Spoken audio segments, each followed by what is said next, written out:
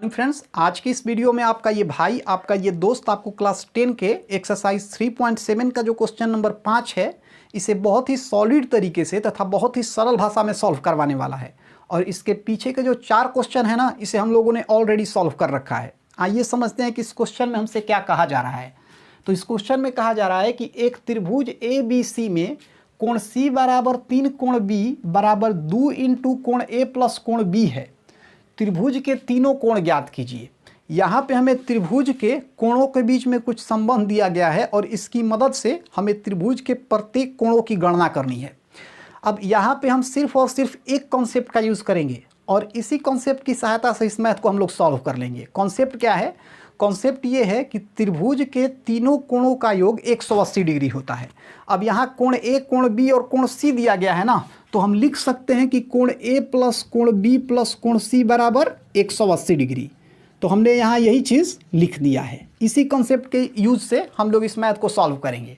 अब देखिए यहाँ पे हम क्या करेंगे, यहाँ पे हम अपने मन से मान लेंगे कि कोण ए x डिग्री है और कोण बी y डिग्री है। यहाँ पे c के बारे में आपको नहीं सोचना है, c आपको ऐसे ही मंगनी में मिल जाएगा।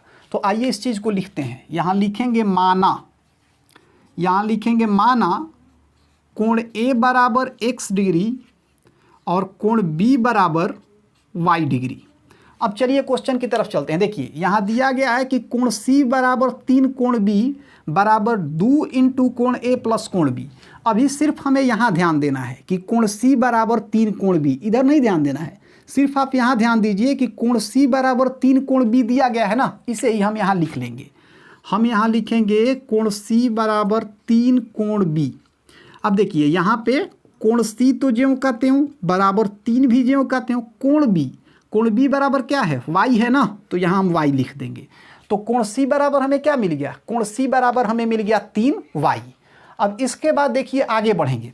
यहाँ आगे बढ़ने से पहले कुछ बेसिक कॉन्सेप्ट आप समझ लीजिए। देखिए जैसे मान लीजिए कि राम बराबर मोहन है, अब मोहन बराबर सोहन है। राम बराबर मोहन, मोहन बराबर सोहन, तो हम लिख सकते हैं राम बराबर मोहन, अलग अलग लिख सकते हैं। राम बराबर मोहन, हम ये भी लिख सकते हैं कि राम बराबर सोहन, कोई दिक्कत नहीं है। राम बराबर मोहन भी लिख सकते हैं, राम बराबर सोहन भी लिख सकते हैं। इस बात को आप माइंड रखिएगा। अब इसी कॉन्सेप्ट का यहाँ यूज़ करेंगे। देखिए कोण C बराबर 3 कोण B बराबर 2 इंटू कोण A प्लस B है ना, तो हम क्या करेंगे, हम यहाँ पे अब लिखेंगे कि कोण C बराबर 2 इंटू कोण A प्लस कोण B। यहाँ लिखेंगे कोण C बराबर 2 इंटू कोण A प्लस कोण B, कोई दिक्कत नहीं है, आप ऐसा लिख सकते हैं। अब फिर यहाँ वही काम करेंगे। देखिए यहाँ कोण C है ना, कोण C बराबर हमें क्या मिला है, 3y मिला है ना, तो कोण C के जगह पे हम लिख देंगे 3y बराबर 2 ज्यों का त्यों कोण A प्लस कोण B है ना, कोण A को तो हमने x माना है और B को y माना है, तो यहाँ लिख सकते हैं x प्लस y। इतना तक आपको समझ में आ गया। अब देखिए इसके बाद इसे सॉल्व कर देंगे। 3y ज्यों का त्यों बराबर 2 में x से गुना करेंगे तो ये हो जाएगा 2x और 2 में y से गुना करेंगे तो ये हो जाएगा 2y। अब इसके बाद हम यहाँ पे लिख सकते हैं, यहाँ पे हम लिख सकते हैं 3y और 2y को उधर से इधर लाएंगे तो ये हो जाएगा माइनस 2y और 2x को उधर से इधर लाएंगे तो ये हो जाएगा माइनस 2x। अब देखिए बराबर के उस तरफ था 2x और 2y और ये दोनों उस तरफ से इस तरफ आ गया, तो बराबर के उस तरफ कुछ नहीं है तो कुछ नहीं है तो 0 लिख सकते हैं, कोई दिक्कत नहीं है। अब यहाँ पे 3y माइनस 2y को अगर हम हल करेंगे तो हमें y मिलेगा और ये हो जाएगा माइनस 2x और बराबर में 0। अब इसी चीज़ को हम ऐसे भी लिख सकते हैं, हम इसको लिख सकते हैं माइनस 2x प्लस y बराबर 0, कोई दिक्कत नहीं है। आप इतना लिखिए या फिर इतना लिखिए, दोनों एक ही चीज़ है। दोनों में अंतर यही है कि इसमें y पहले था और इसमें x पहले आ गया। अब ये जो हमें यहाँ मिल रहा है ना, इसको हम समीकरण 1 का नाम दे देंगे। ये हो गया हमारा समीकरण 1। अब इसके बाद यहाँ हम लिखेंगे कि हम जानते हैं कि, क्या लिखेंगे, हम जानते हैं कि त्रिभुज के तीनों कोणों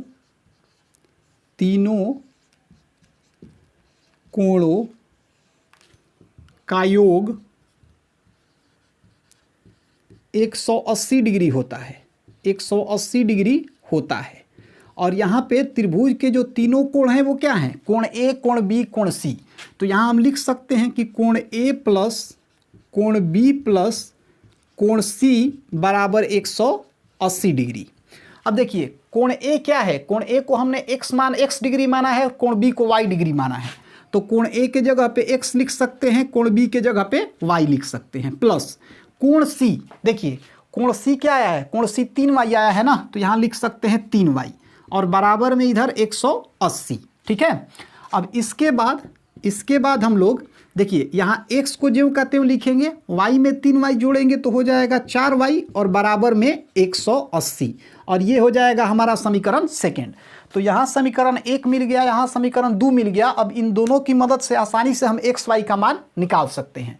तो आइए पहले इन दोनों समीकरण को हम एक साथ लिखते हैं और फिर हम लोग x y का मान निकालेंगे। तो यहाँ पे जो भी एक्स्ट्रा चीज़ें हैं ना उसे मैं यहाँ से हटा देता हूँ ताकि मैं दोनों समीकरण को एक साथ यहाँ पे लिख सकूँ। तो चलिए अब हम लोग दोनों समीकरण को एक साथ लिखते हैं और फिर इसे हल करके एक्स वाई का मान निकाल लेते हैं। तो पहला समीकरण क्या है, ये है -2x प्लस वाई बराबर 0। ये है -2x प्लस वाई बराबर में 0। दूसरा है x प्लस 4y बराबर 180, x प्लस 4y बराबर 180। ये है समीकरण फर्स्ट और ये है समीकरण सेकेंड। अब जो भी ये एक्स्ट्रा चीज़ें हैं उसे मैं यहाँ से हटा देता हूँ। अब देखिए इन दोनों समीकरण को यहाँ से अब हम फिलहाल विलोपन विधि की मदद से हल करने वाले हैं। आप चाहें तो किसी भी विधि की सहायता से हल कर सकते हैं। इसके लिए हमें दोनों समीकरण में से या तो x वाला नहीं तो y वाला पद गायब करना होगा। यहाँ पे फिलहाल मैं दोनों समीकरण से x वाला पद गायब कर देता हूँ। तो इसके लिए मैं क्या करूँगा, इसके लिए मैं समीकरण 1 में 1 से गुना करूंगा और समीकरण 2 में 2 से गुना करूंगा। तो यहाँ मैं इस चीज़ को लिखूंगा कि समीकरण फर्स्ट गुना 1 और फिर मैं यहाँ लिखूंगा सेकेंड गुना 2 करने पर। चलिए समीकरण फर्स्ट में 1 से गुना करते हैं। ये है समीकरण फर्स्ट, 1 में इससे गुना करेंगे तो ये ज्यों का त्यों हो जाएगा। तो ये हो जाएगा -2x प्लस वाई और बराबर में 0। सेकेंड में 2 से गुना करना है, ये है सेकेंड, x में 2 से गुना करेंगे तो ये 2x हो जाएगा। 4y में अगर 2 से गुना करेंगे तो 8y हो जाएगा। 180 में 2 से गुना करेंगे तो 360 हो जाएगा। यहाँ पे हमें x वाले पद को गायब करना है। तो इसके लिए मैं क्या करूँगा, इसके लिए मैं समीकरण फर्स्ट में समीकरण सेकेंड को जोड़ दूंगा। जैसे ही मैं समीकरण फर्स्ट में सेकेंड को जोड़ूंगा ना तो x वाला पद गायब हो जाएगा। कैसे, देखिए समीकरण फर्स्ट में है -2x और सेकेंड में है 2x। ठीक है, अगर मैं इन दोनों को जोड़ दूं तो -2x और 2x क्या हो जाएगा, खत्म हो जाएगा और x वाला पद गायब हो जाएगा। तो अब हम क्या करेंगे, समीकरण फर्स्ट में सेकेंड को जोड़ेंगे। तो ये चीज़ हमें लिखना पड़ेगा, लेकिन इसे हम एक्स्ट्रा नहीं लिखेंगे, हमें समीकरण फर्स्ट में सेकेंड को जोड़ना ही है ना, तो यहाँ हम जोड़ का चिन्ह दे देंगे। अब ये हो गया समीकरण फर्स्ट गुना 1 प्लस सेकेंड गुना 2 करने पे। अब आइए इसको हम हल कर देते हैं, जोड़ देते हैं समीकरण फर्स्ट में सेकेंड को। तो ऊपर -2x और नीचे +2x, ये तो खत्म हो जाएगा। y में 8y को जोड़ेंगे तो ये हो जाएगा 9y बराबर 0 में 360 को जोड़ेंगे तो ये 360 हो जाएगा। यहाँ से अगर y को बाहर खींचे तो 9 हुआ के 360 के नीचे चला जाएगा। तो y बराबर हो जाएगा 360/9, कटाएंगे 9 चौका 36 और यहाँ है 0, मतलब y बराबर हमें मिल गया 40। तो यहाँ लिख देंगे y बराबर 40। अब देखिए y बराबर हमें 40 मिल गया। अब हम चाहे तो y का मान समीकरण फर्स्ट में भी रख सकते हैं, सेकंड में भी रख सकते हैं, दोनों जगह से आसानी से हम x का मान निकाल सकते हैं। फिलहाल मैं y के मान को समीकरण फर्स्ट में रख दे रहा हूं। तो यहाँ मुझे ये चीज़ लिखना पड़ेगा। मैं यहाँ लिखूंगा कि y का मान समीकरण फर्स्ट में रखने पर क्या है। समीकरण फर्स्ट आइए देख लेते हैं। समीकरण फर्स्ट हमारा है -2x प्लस वाई बराबर 0, -2x प्लस वाई बराबर 0। तो यहाँ पे -2x ज्यों का त्यों प्लस y कितना आया है, y 40 है तो यहाँ 40 लिख देंगे और बराबर में 0। अब यहाँ से -2x को हम बाहर कर लेंगे तो लिख सकते हैं -2x बराबर 0 ज्यों का त्यों प्लस 40 इधर से उधर जाएगा तो ये हो जाएगा -40। तो यहाँ से हम लिख सकते हैं -2x बराबर 0 -40 को हल करेंगे तो हमें मिलेगा -40। माइनस से माइनस खत्म, 2x बराबर हमें मिला 40। अब यहाँ से x को अगर हम बाहर खींचेंगे तो 2 हुआ के 40 के नीचे चला जाएगा। तो यहाँ से लिख सकते हैं x बराबर 40/2, कटाएंगे तो हमें मिलेगा 20, मतलब x बराबर हमें मिल गया 20। अब यहाँ पे x बराबर हमें 20 मिला और y बराबर 40 मिला। x हमने किसको माना था? x हमने कोण A को माना था। y किसको माना था? y हमने कोण B को माना था। तो हम यहाँ से लिख सकते हैं कि कोण A बराबर 20 डिग्री, कोण B बराबर 40 डिग्री। लेकिन अब हमें कोण C भी चाहिए ना, तो कोण C का मान कैसे निकलेगा? तो कोण C का मान आप यहाँ से भी आराम से निकाल सकते हैं। देखिए कोण C बराबर दिया गया है ना 3y, तो यहाँ लिखेंगे कोण C बराबर 3y। 3 ज्यों का त्यों, y का मान कितना आया है? 40 आया है ना, तो लिखेंगे 3 गुना 40। इसको हल करेंगे तो 3 चौका 12, 120 हमें मिलेगा 120, मतलब कोण C बराबर हमें मिल गया 120 डिग्री। तो कोण A बराबर 20 डिग्री, कोण B बराबर 40 डिग्री और कोण C बराबर 120 डिग्री।